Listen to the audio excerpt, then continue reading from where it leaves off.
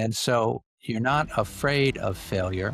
You know it's part of the process. A failure is the way you get to success. So the question becomes, how quickly can I learn and get better? How do I get more opportunities to get better? The expression often in business is, how do I fail fast or fail quickly? And fail small, so it's not a Titanic disaster, that I can learn from that and get better. So I think that is one of the areas that, as leaders, we've got to make sure we don't lose our willingness or our ability to take small risks, to continue to learn and realize that any failure is a learning opportunity that makes us better, makes our team better, makes our company better.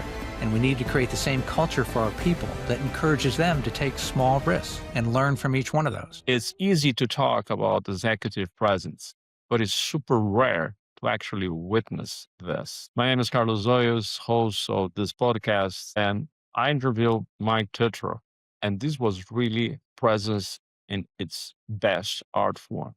Mike is a Vistage Chair and executive coach who helps CEOs turn complexity into clarity. He works with growth mindset business leaders to sharpen decision-making, strengthen leadership, and build companies that can scale with confidence. Drawing on decades of executive experience across business, public service, and coaching, Mike brings a practical, grounded perspective to the challenges leaders face every single day. Before becoming a coach and peer group chair, Mike served as First Selectman of Fairfield, Connecticut, where he led through financial, operational, and community crises with a steady hand and a long-term view. His earlier career included senior leadership roles in sales, business development, and turnaround situations where he helped organizations restore momentum and achieve growth. Today, he's known for helping leaders think more clearly, lead more effectively, and create stronger teams and cultures. You're going for a real treat. Stay tuned.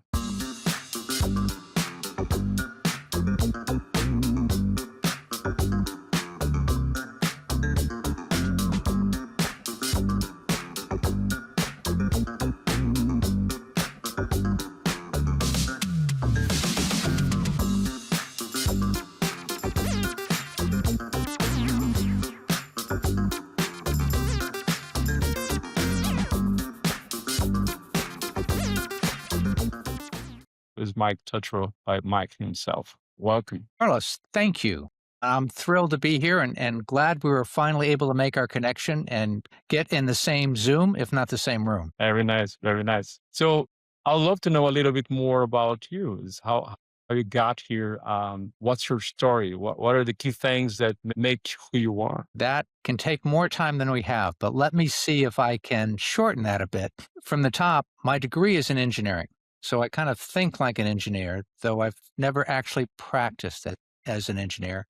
But I love the mentality. I love the problem-solving nature, because it seems in business, we're confronted with one problem after another. So it was great to get some of those skills in school. But I've had a chance to work in consulting, in software, in wholesale distribution, and in manufacturing. I've had a chance to work in the government, in business, and do turnarounds. So I've come from some very different experiences, but that's all helped shape me and pull together the essence or some guidelines of what makes those businesses, even though they're different, successful. You have a very round experience in so many areas, and I'm already super happy because I know our audience, we have such a present listening to you and learning with you. So let's get going.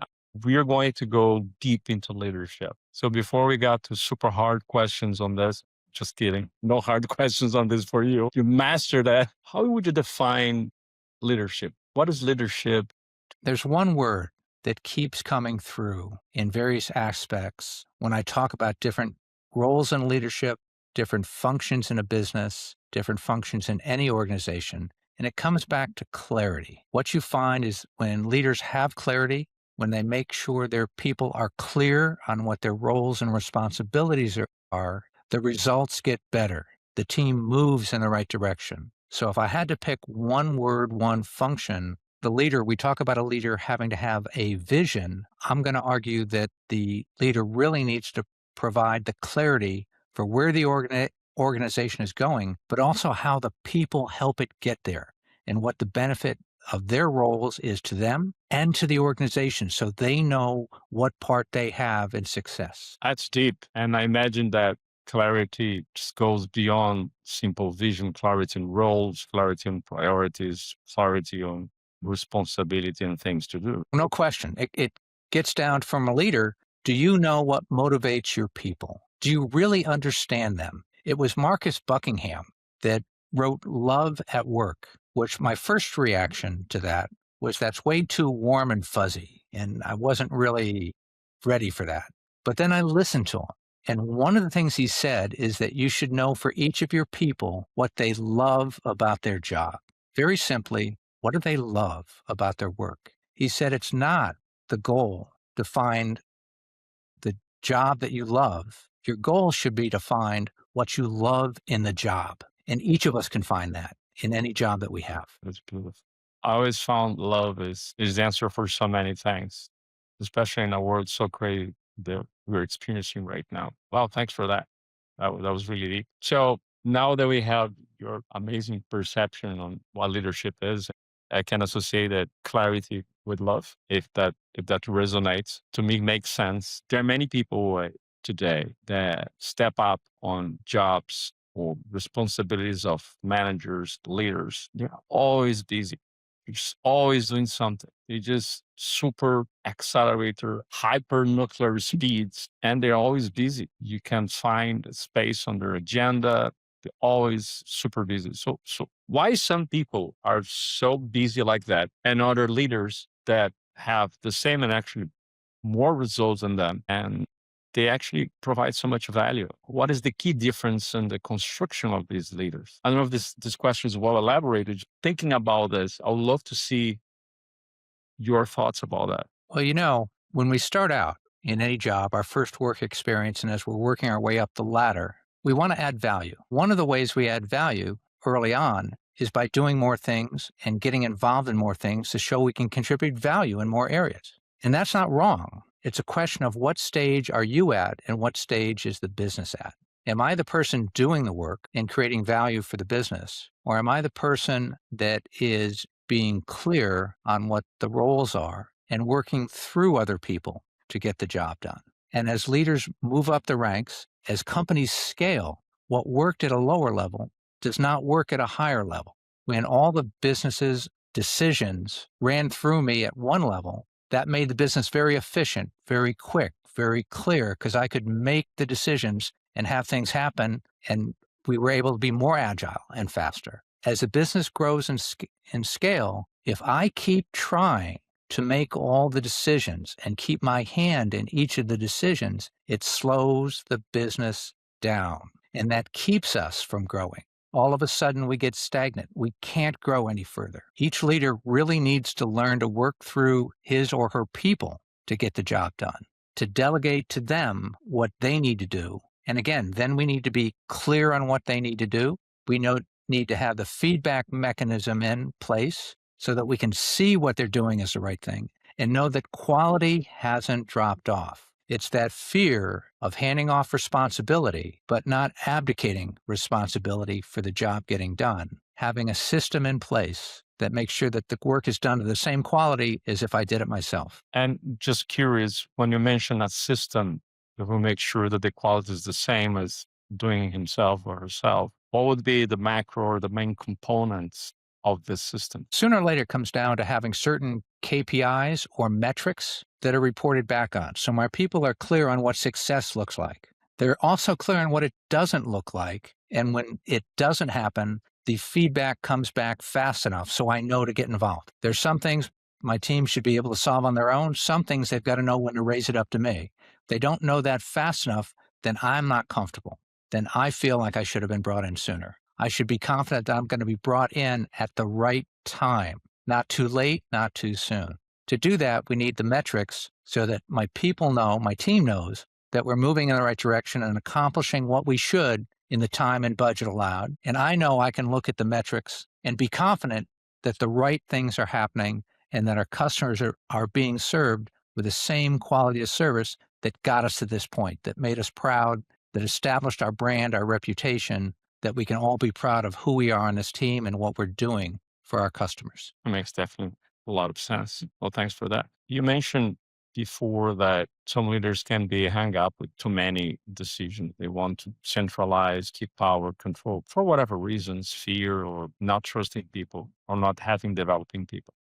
Let's let's suppose that leaders evolve into a more senior roles where they know how to do this delegation, moving up the ladder, operational to tactical, strategic, and so on. When it's a matter of making decisions, right now, it's probably harder to make a decision than it was 50 years ago. It's definitely harder. And I feel that to me in my own business and for the people that I help, um, in life and professional arenas, it's getting harder. There are too many moving pieces, too many risks and threats. People are exhausted. It's getting really a challenge. So, what I would learn from you, I would love to learn from you, and if you could elaborate, if you're so kind, of what can support or what would be the method or the system to help senior leaders, DPs, directors, C level, to make better decisions in such a world that we're living right now.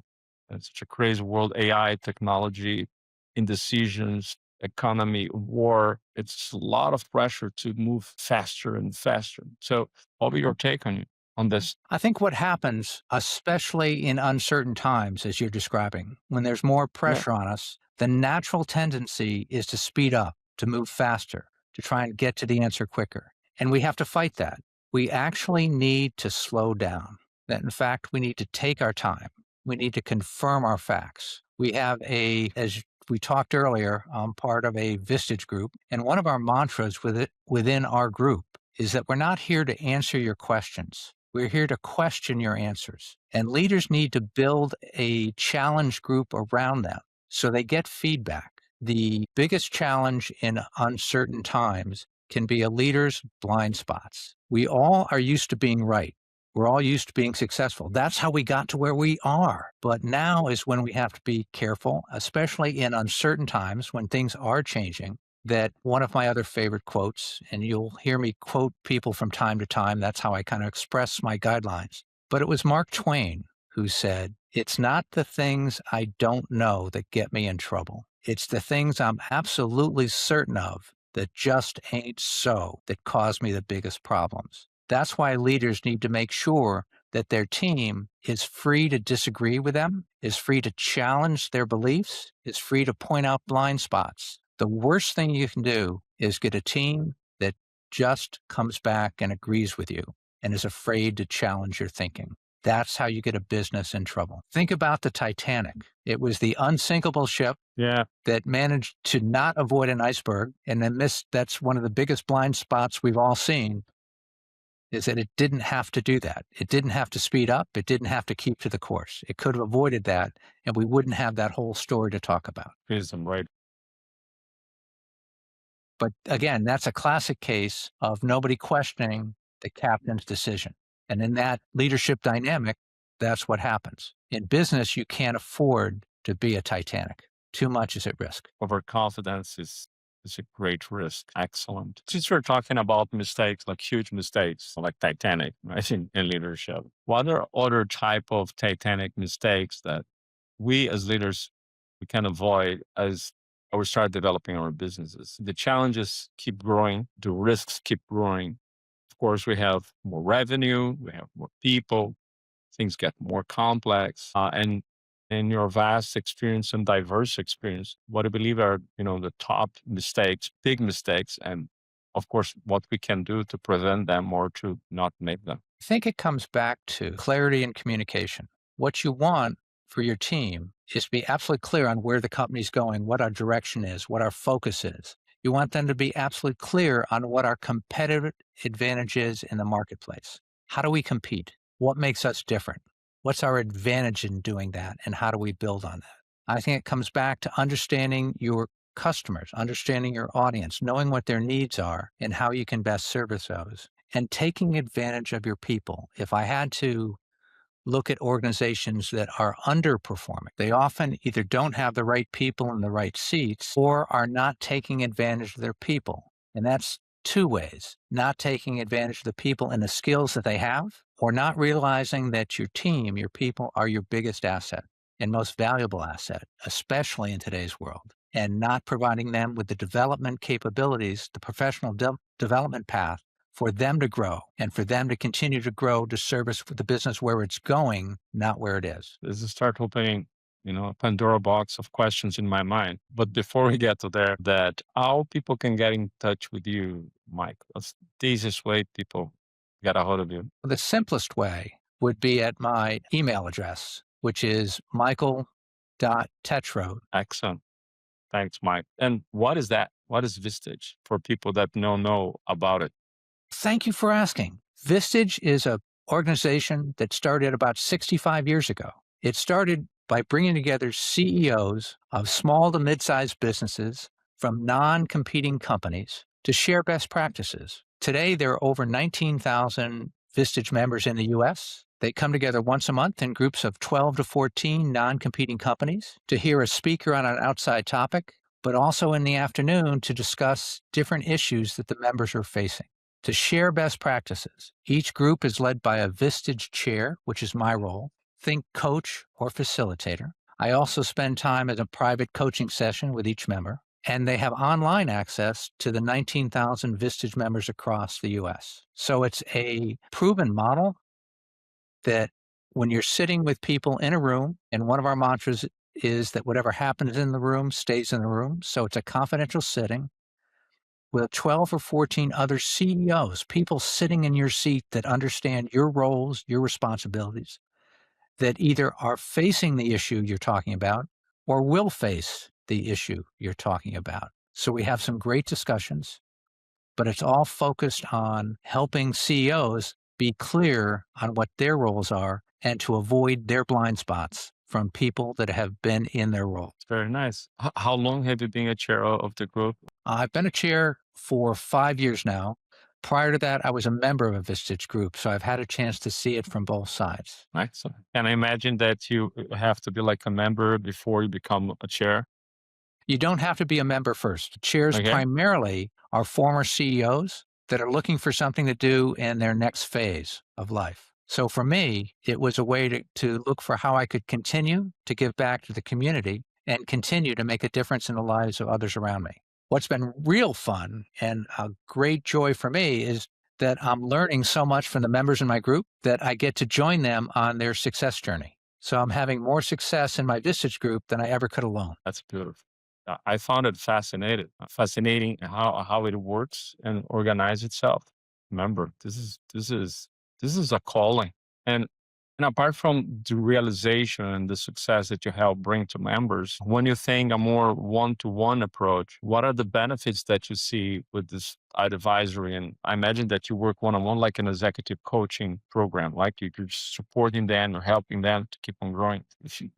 If you're so kind to elaborate on that a little bit more. Yeah, if I look at it, there are 4 pillars of the Vistage program. One Okay. is we have our peer group. So you're in a room where you can be totally open and vulnerable with members that are going through the same leadership experience as you are, Right. that you can learn from people that, if you will, speak your language and are there to challenge you, to not just let you off the hook, to challenge you and help you avoid blind spots and make better decisions. And one of our other mantras is better leaders, better decisions, better results. The other component of the program is the private coaching. So you get one-to-one coaching with your chair, somebody who knows you and can help you bring issues to the group that can be better answered by the group than just you and the coach trying to resolve those. And then third, the online communities where you can share in conversations with Vistage members across the country. And then lastly, we bring in top speakers on critical topics like AI, where you can get exposure to these national thought leaders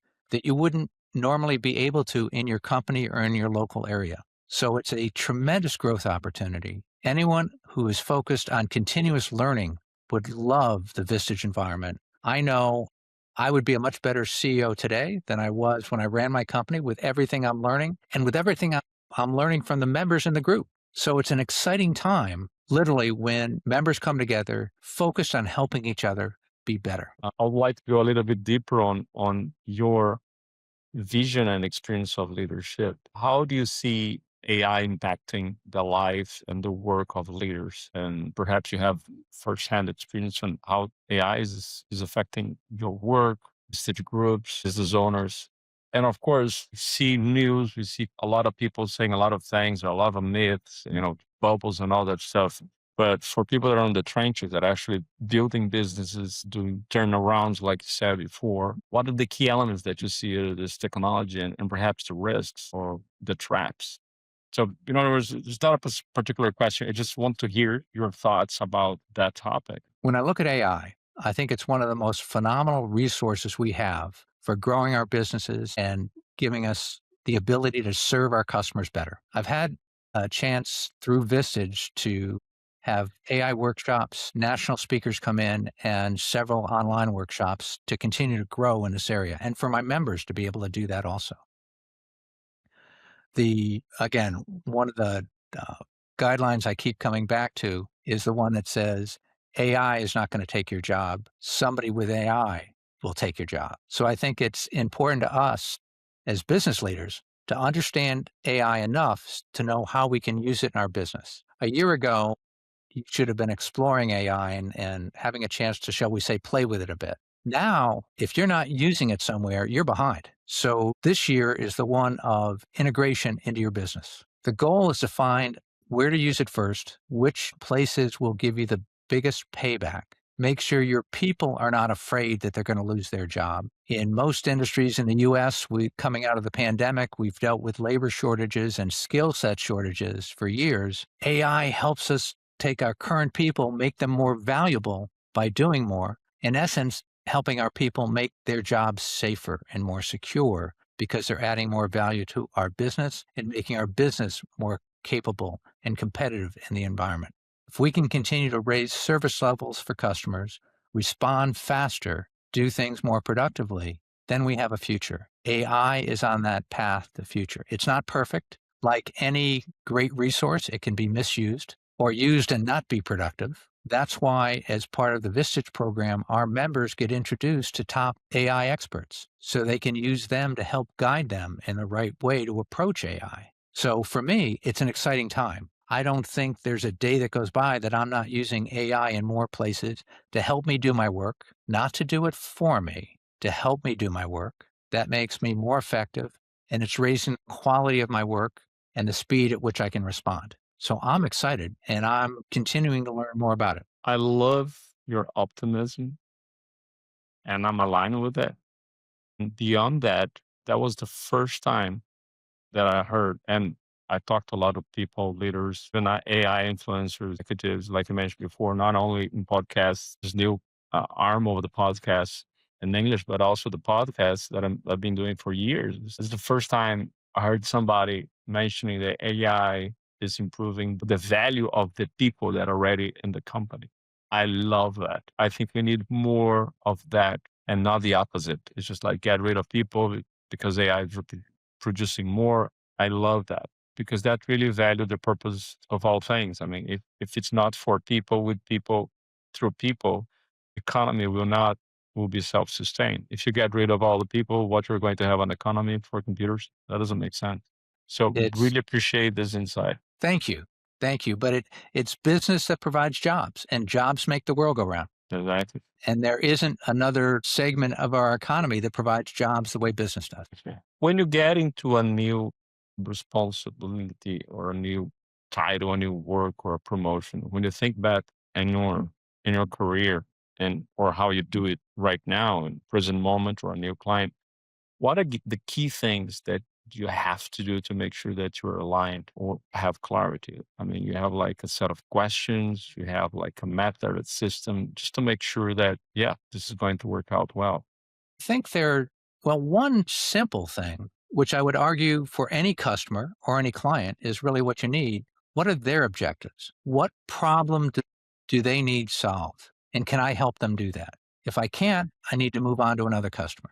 If I can, then we need to agree on what success looks like and how I can help you get there. It's that lack of communication too often that leads to misunderstanding or a bad relationship or poor performance. We've got to go back and focus on what problem we're solving for the customer. That's our reason to live, in a sense. We're helping the customer. So when I look at something like sales, there's the perception that you're selling somebody something. I would take that and suggest, no, if I'm helping a customer solve a problem, I am helping somebody. I am educating them about how their life can be better, their business can be better, they can grow faster. I'm not selling them something they don't need. I'm providing something they desperately need. There is a feeling talking to you. I don't know. I don't know if somebody has told you before. And you're really a peaceful man. A ground environment. Have you always been like that, or just something happened to you that made you just be so centered?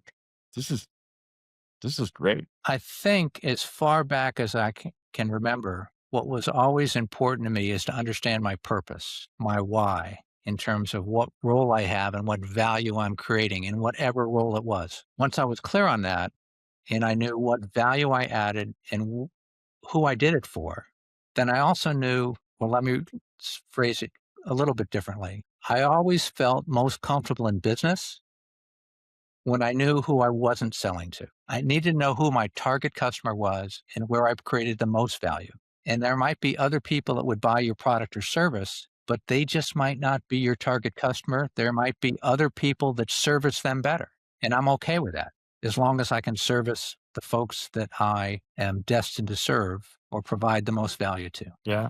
It's interesting to listen to you in the frame of work. I have the feeling that just goes beyond work. This you have this. I don't want to use the aura thing, which is like you have presence, and that especially in interviews, I don't find that this is very common. So I'm really enjoying just staying here. We can talk about anything you want. It's like it's a peaceful connection. It's a real humanistic connection, and at the same time, I'm learning tons of things. I don't know. It was burbling in my mind. I needed to share this with you. I found this is really positive. I believe that great leaders just brings this presence to the table. So everybody's, yeah, it's gonna be all right. Everything's okay. Everything's good. Mike's with us, self-centered. It's like not self-centered. It's centered in his own center. And he's like a rock, like a stand it's okay. Everything is gonna be okay. I've been doing these interviews for over 10 years now, as I mentioned before, and it's not common to find that presence. It's just like you're in the same room. Like with me, I can feel it. This in a different way. So I don't know. Is this perhaps is a superpower that you have? I'm not sure how aware, how intentional you are with this, but it's just like I always had this feeling with you, even when we connect before in the Zoom. Wow. Thank you. Thank you. Thanks for elevating this podcast to a more profound levels. Going back to or going deeper into leadership, and you can go as deep on as you like on this. I learned a lot making mistakes from my own. Of course, I learn from others' mistakes as well. I don't want to replicate mistakes that I don't want to go there. This is not going to be good for me. And there were some turning points in my life that made me grow, not in an incremental way, but in leaps. It's like, it's just like you're just moving and then eventually something really happens. Just you go to a whole new stage and you realize that, yeah, I'm different now. There's still a long mountain to climb, but you just move forward because you became a different self. Are you aware of moments like that in your life? There's something you want to share. Doesn't need to be the hardest, life-threatening situation, but moments like that actually built you, shaped you, who you are right now. I don't know if there's one single moment. Much like many people, I think I've been formed over time by a lot of different lessons learned, going all the way back to my youth and playing sports, and in my case,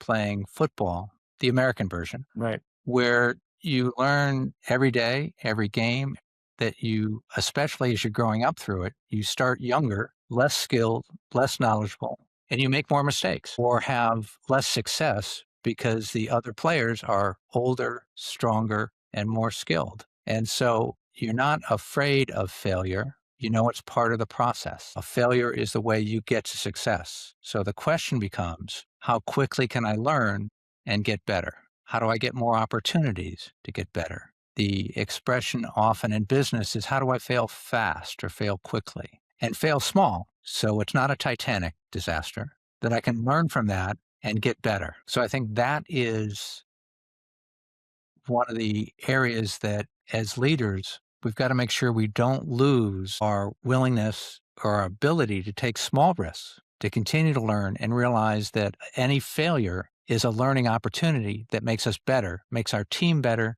makes our company better. And we need to create the same culture for our people that encourages them to take small risks and learn from each one of those. So it's sort of more like continuous incremental way that help to shape you. That's interesting. And this mindset of always learning, always growing, opportunities to move fast, small mistakes, and keep going. This is pretty good.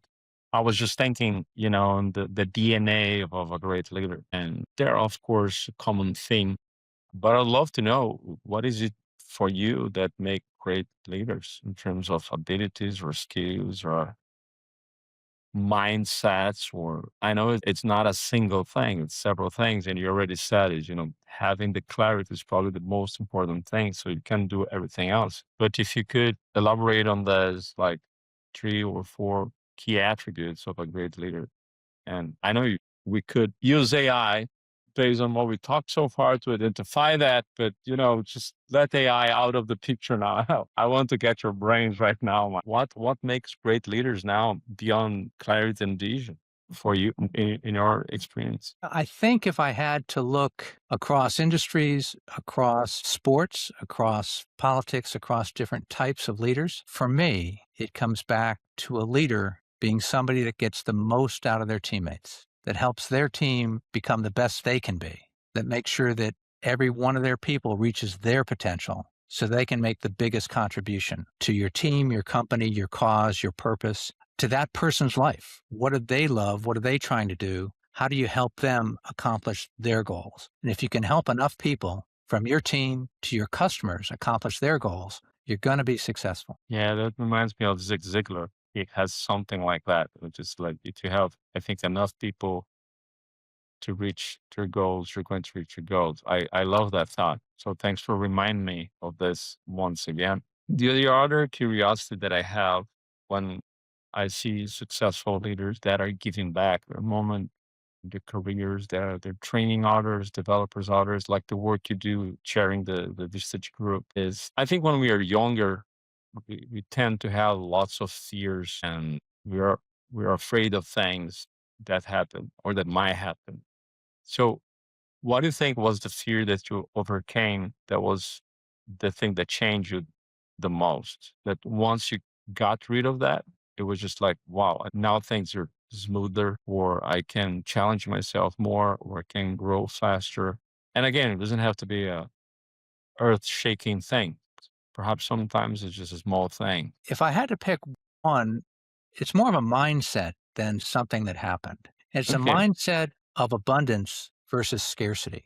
You mentioned fear, and sometimes you might be worried that this is my only opportunity. There won't be something else for me. This is the only thing I can see. If I don't get this, all is lost. What I've found over time is that there's always more. If this customer doesn't need my product or service, there is another customer that will. Let me get to them. And looking for, you need to open your mind to look where else you can be of use. And I think maybe more to your question, from a personal standpoint, I had to get to that too, which is if this doesn't work out for me, it's okay because something else will.